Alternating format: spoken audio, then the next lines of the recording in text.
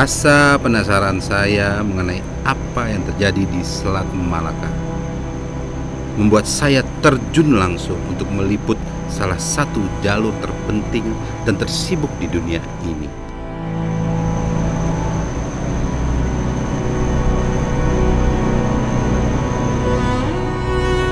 Propeller dari kapal Hiu-16 kelilit oleh tali. Dengan sumber daya alam yang melimpah, lajur ini merupakan lajur yang masih menjadi dilema antara Indonesia dan Malaysia, sehingga kerap rawan terhadap kasus ilegal, salah satunya adalah illegal fishing. Apa yang sebenarnya terjadi di sana? Serta bagaimana strategi pemerintah dalam menjaga daerah perairan ini? Ikuti saya dalam perjalanan menelusuri Selat Malaka hanya di Cakap. Catatan harian awak kapal pengawas episode Patroli Selat Malaka. Patroli Optima Malindo.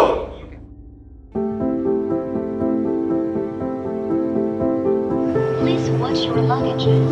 Hold the handrail. Akhirnya saya berkesempatan untuk ikut dalam operasi patroli terkoordinasi Optima Malindo 31A tahun 2024.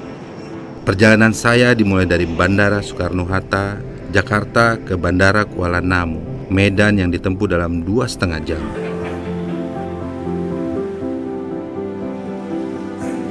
Sesampainya di Medan, saya langsung menuju ke stasiun PSDKP Belawan dengan durasi sekitar kurang lebih 1 jam. Selamat siang, Cap Abed. Selamat siang, Mas. Di sana saya langsung disambut oleh Kapten Albert Essing yang akan memimpin patroli kali ini. Kapal apa ini, Cap? Ini kapal pengawas Hiu-16. Di sini ABK sekitar 12 orang. Rencana kita mau kemana nih, Cap? Rencana kita nanti operasi Malindo akan ikut pembukaan di Penang. Oke, izin bergabung ya, Cap. Silakan, Mas Ogo, kita gas. Ini adalah Cap AB. Beliau tidak hanya sekali terjun langsung dalam patroli ini. Ini udah kali yang ketiga, tetapi pembedanya adalah ini di posisi saya sebagai nakoda.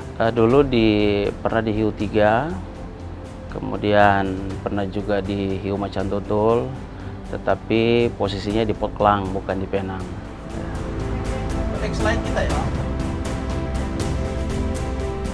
Empasan ombak yang menyapu di badan kapal ini menyapa saya, membuat saya semakin tidak sabar untuk mengarungi perairan Selat Malaka.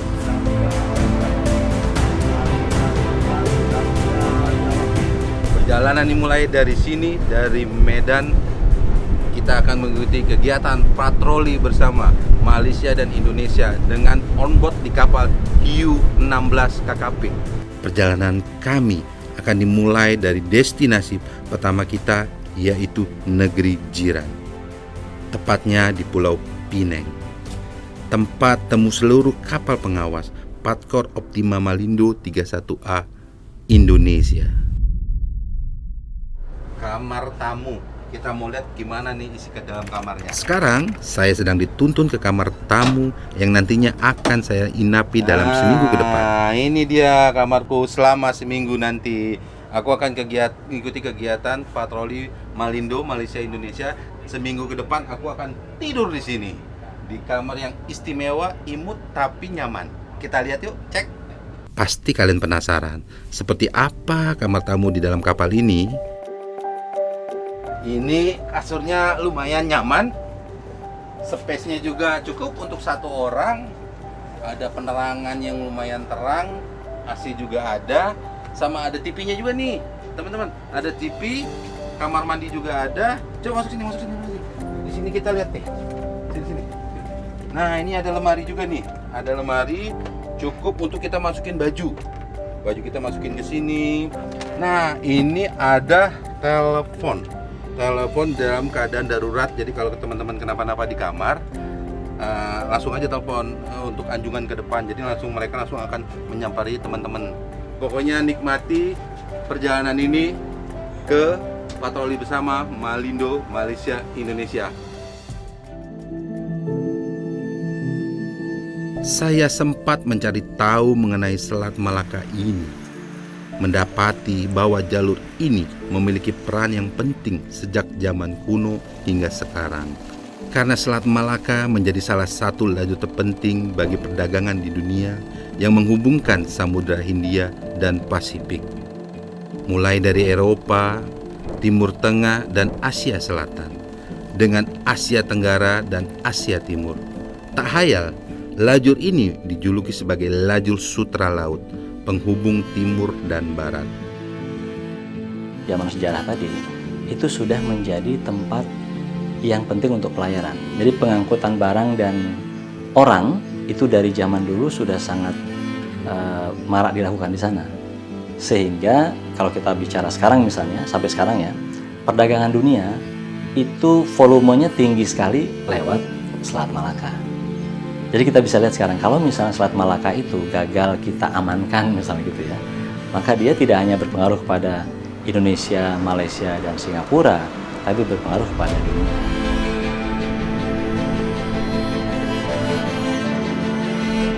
Ya, secara karakteristik daripada Selat Malaka ini kan memiliki lebar perairan yang cukup sempit ya.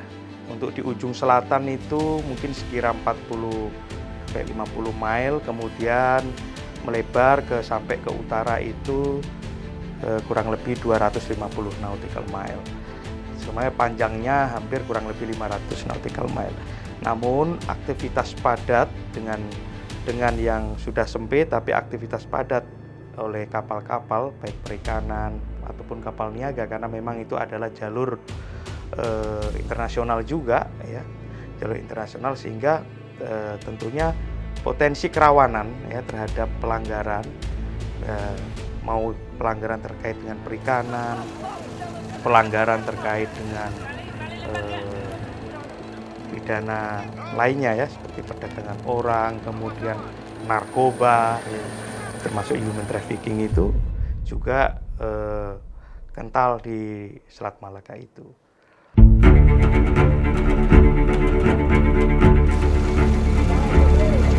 Kapal asing pencuri ikan ditangkap tim patroli Kementerian Kelautan dan Perikanan di Selat Malaka.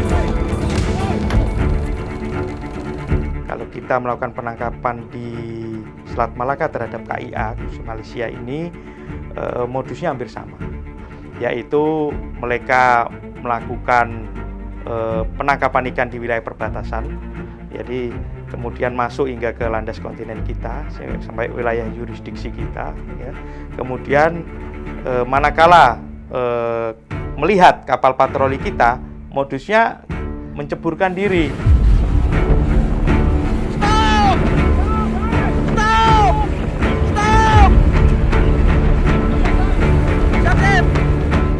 Sekitar bulan Maret ya atau April, menceburkan diri supaya petugas patroli kita fokus kepada awak kapal yang menceburkan diri.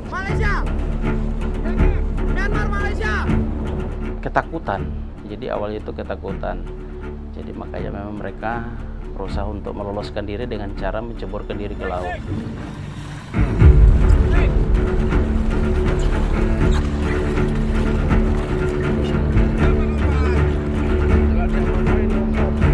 Ya, karena memang sesuai dengan ketentuan ya, kita harus selamatkan itu nyawa manusia, ya kan ya.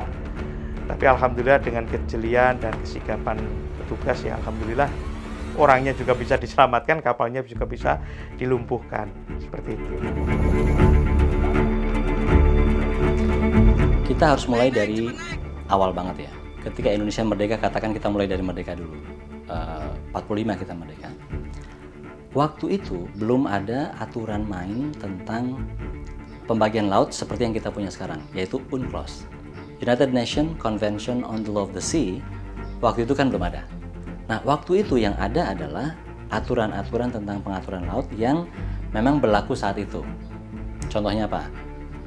Laut teritorial hanya 3 mil saja. Berarti Indonesia berhak atas 3 mil, Malaysia berhak atas 3 mil. Berarti ada ruang di antara mereka itu bebas. Bukan punya Malaysia, bukan punya Indonesia. Itu untuk air laut. Tapi untuk dasar laut, tahun 50-an itu sudah ada hak dasar laut. Makanya kemudian yang tumpang tindih di zaman itu adalah dasar laut antara Indonesia dengan Malaysia. Begitu sejarah berkembang, muncul aturan baru termasuk UNCLOS yang kemudian tahun 1982 muncul. Negara itu diberi hak atas ruang laut, air laut ya nih maksudnya, yang lebih luas, yaitu namanya ZEE kan. Maka Indonesia dan Malaysia berhak kemudian atas ruang laut yang lebih luas. Makanya kan tumpang tindih kemudian, maka perlu berbagi air laut. Nah itulah yang sampai hari ini belum tuntas.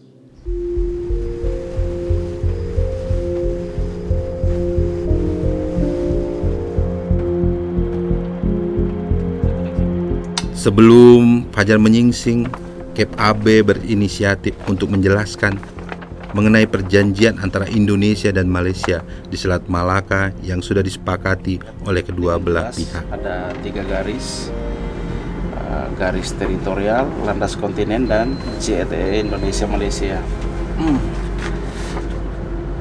JTE ini adalah zona abu-abu yang sering kita temukan kapal-kapal ikan asing Malaysia itu masuk di zona ini.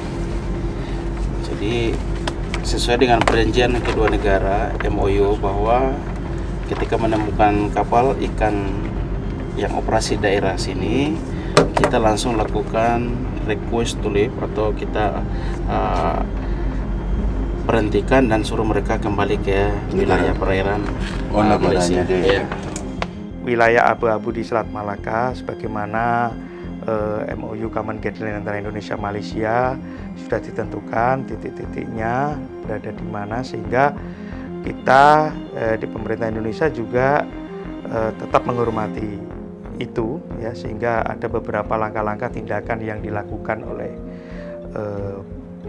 Direktorat Jenderal PDKP manakala melakukan pemeriksaan yang berada di grey area itu. Ada 3 langkah. Kalau memang dinyatakan memang itu berada di sana, pengusiran, dan itu sudah pernah kita lakukan hingga sampai saat ini.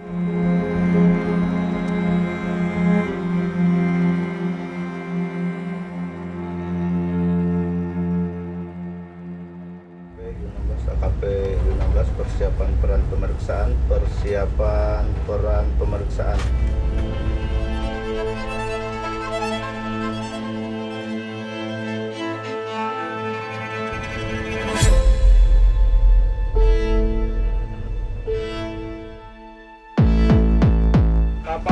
Kapal ikan yang berada di haluan KPU 16, stop mesin. Kami akan memeriksa kapal Anda. Stop mesin. Nakoda kapal dari KM Bintang Bahari akan menyiapkan dokumen dan akan menaiki kapal pengawas untuk dilakukan pengecekan oleh AKP atau kapten yang ada di kapal U16. Kita ikuti prosesnya.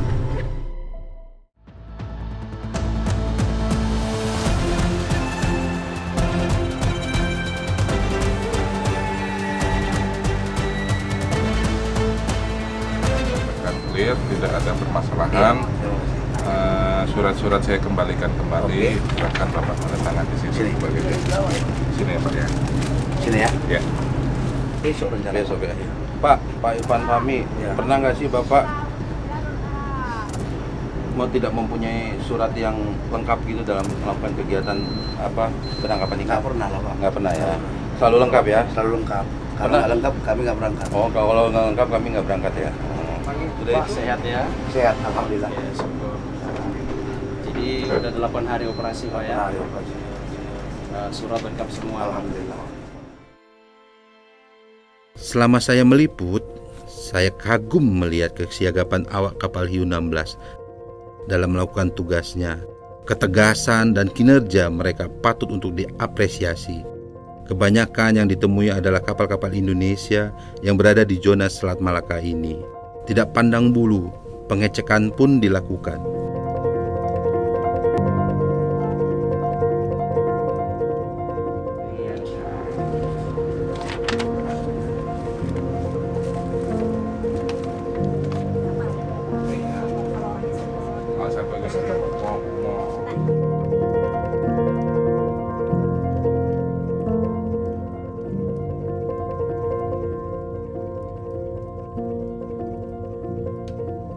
Jadi tadi ada getar-getar di dek.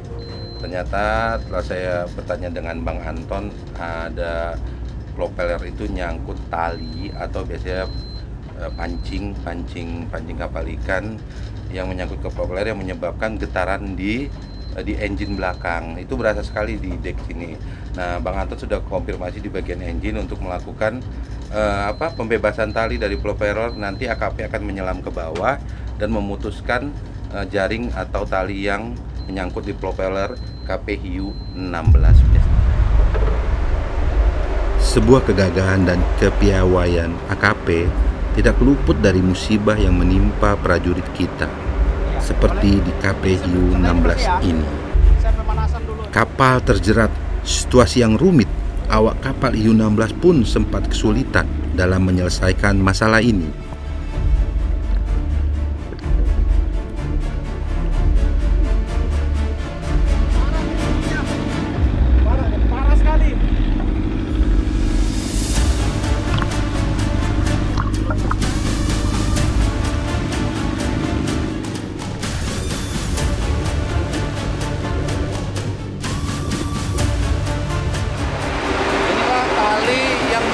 ke propeller kapal kita yang tadi berhasil diangkat oleh AKP dan Cap. Talinya ini adalah tali apa ini? Tali dampra kapal yang menyangkut ke propeller kita. Ini dia menyangkut ke propeller kita nih. Ini talinya nih. Ini yang mengakibatkan mesin kapal bergetar. Matahari mulai terbenam. Perjalanan kami ditemani oleh desiran indah suara ombak serta cahaya yang remang-remang dari ufuk barat.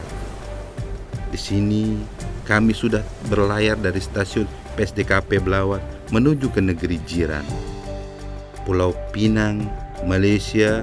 Saya semakin semangat untuk melihat apa yang akan saya temui ke depannya ketika sampai di Malaysia esok hari.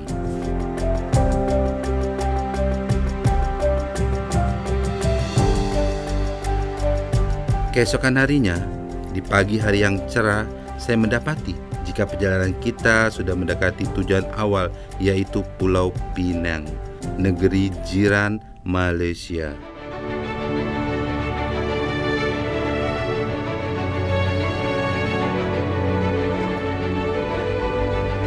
Oke, selamat pagi Cap Abe. Selamat pagi. Pagi, aduh, tadi malam lumayan bergelombang-gelombang ya Cap ya.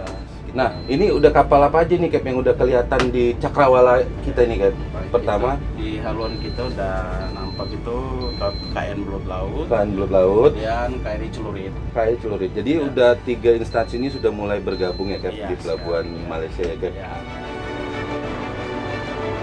Gerakan ini memiliki arti penting, sinergi dan simbolis perdamaian antara kedua negara. Patkor Optima Malindo itu adalah program rutin tahunan yang diselenggarakan oleh kedua negara yaitu Indonesia dan Malaysia, yang memang difokuskan antara Indonesia dan Malaysia ini di Selat Malaka terhadap apa? Terhadap potensi gangguan keamanan ya, kemudian terhadap tindakan-tindakan ilegal maritim ya, mau dari illegal fishing, penyelundupan ya. Sehingga delegasi Indonesia dan delegasi Malaysia memiliki beberapa unsur, termasuk PSDKP Kementerian Kelautan merupakan salah satu unsur delegasi yang ditugaskan dalam Patkor Optima Malindo saat ini. Ini adalah kapal maritim Malaysia, Coast Guard-nya Malaysia. Dia akan memutari kita, nanti dia akan haluan ke depan mengawal kita ke pelabuhan Penang, Malaysia.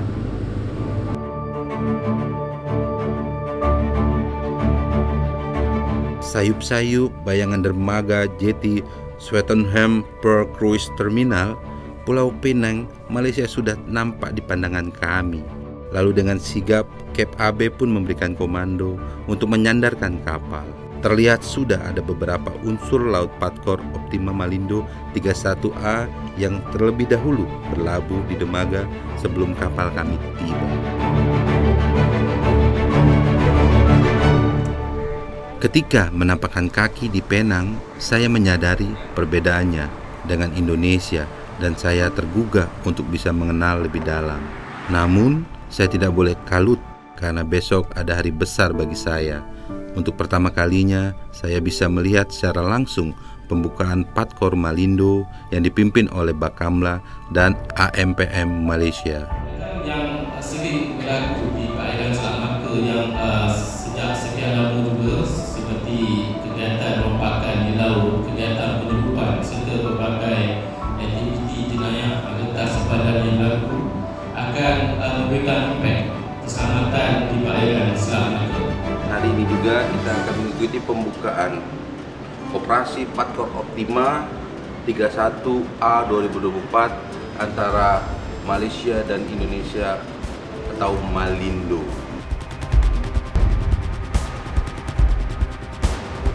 Yang pasti tujuan dari Patkor Malindo ini Optima adalah meningkatkan kerjasama maritim ya, antara kedua negara yang difokuskan di Selat Malaka ini, menurunkan atau meminimalisir tindak kejahatan yang berada di wilayah Selat Malaka, ya tidak hanya di perikanan saja, tapi juga terkait dengan narkoba, penyeludupan manusia dan lain sebagainya. Nah, tentunya ini dibarengi dengan upaya dan langkah-langkah. Jadi dengan menurunkan jajaran Kementerian Kelautan di PSDKP menurunkan delegasi, kemudian unsur yang terlibat dalam Patkor ini kan sebagai bukti nyata bahwa semangat ya untuk membumi hanguskan ya tindak pidana yang ada di Selat Malaka ini.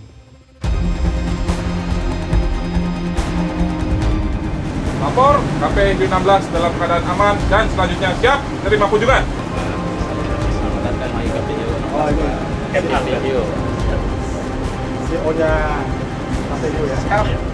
Sebelum operasi dimulai, pihak Bakamla dan AMPM melakukan evaluasi pada KPU-16. Mereka mendapati jika KPU-16 sangat efektif digunakan di lapangan. Tapi justru yang kecil-kecil begini ya, efektif kalau dia di posisi dia lincah, intercept ya. Dan lagian juga dia masuk ke dangkalan trap 1 meter, 2 meter itu masih bisa lewat. Kalau besar-besar nanti trapnya dalam bisa kawasan inisiatif itu bisa memeluknya. Kekuatan dari sisi sumber daya manusia, kita memiliki pengawas perikanan, Polsus PWP 3K, kemudian PPNS Perikanan yang hingga sampai saat ini alhamdulillah bisa melaksanakan tugas fungsinya, kemudian didukung dengan armada.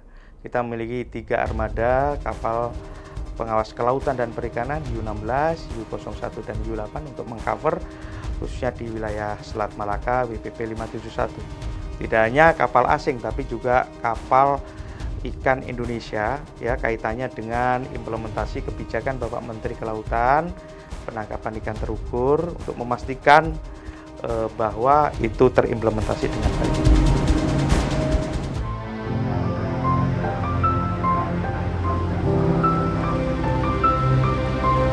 Kita sudah bertolak dari Pelabuhan Penang. Rencananya kita akan operasi Malindo di Selat Malaka.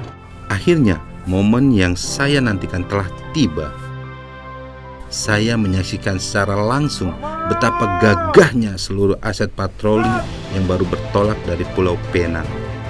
Saya merasakan betapa kuatnya hubungan kerjasama antara Indonesia dan Malaysia di sektor kelautan yang terjalin dengan tujuan yang sama, yakni saling menjaga perairan Selat Malaka dari berbagai potensi ancaman keamanan.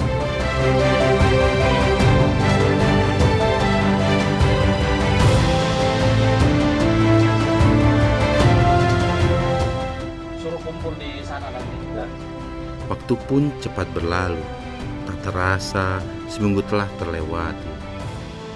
Sebuah kesempatan terjun langsung bersama KPU-16 sudah menjadi pengalaman yang tidak akan saya lupakan seumur hidup saya. Melalui perjalanan ini, saya dapat memetik bahwa selain merupakan tempat yang sangat indah dan elok di mata, laut juga bisa menjadi simbol solidaritas antara negara agar terus kompak menjaga perdamaian dari hal-hal yang tidak diinginkan. Mari kita jaga kekayaan alam ini bersama supaya anak cucu kita bisa merasakan manfaat yang terkandung di dalamnya. Salam Nusantara Lestari Jaya. PSDKB, Pancasila!